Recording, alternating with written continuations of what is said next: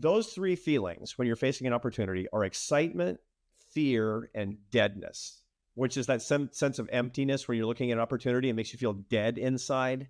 Like, I really should get married to that woman, but it makes me feel dead inside to imagine myself 80 years old with her, right? That kind of thing.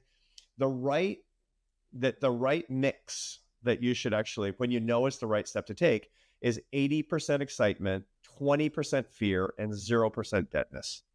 That's the right combination where by the way, it's not 0% fear because you might fail, but that's the point.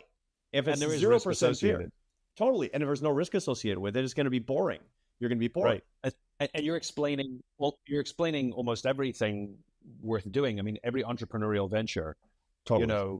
has to be more excitement than fear, because the chances of you failing or things going badly are very, very high. And so you have to have the irrational excitement to get over the fear to say, we're going to do this. It's not a rational thing to do these. And sometimes, by the way, it's a little bit out of your control. When I left being an academic, I became a professor. And then in the second career, in the third career, I was the president of a think tank.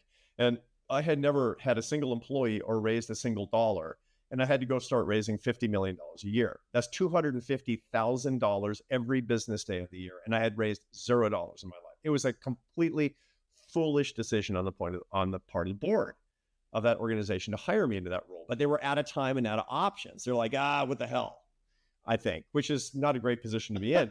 And so when I took that job, it was 20% excitement and 80% fear. And that's because it was just too unknown. It was foolish in retrospect. I got lucky in retrospect is the way that worked out. Generally speaking, if you're going to change jobs or go back to school or marry that girl or move to Topeka, it should be 80% excitement, 20% fear, and 0% deadness. The other thing that I think is very, very important, which is the willingness to go backwards.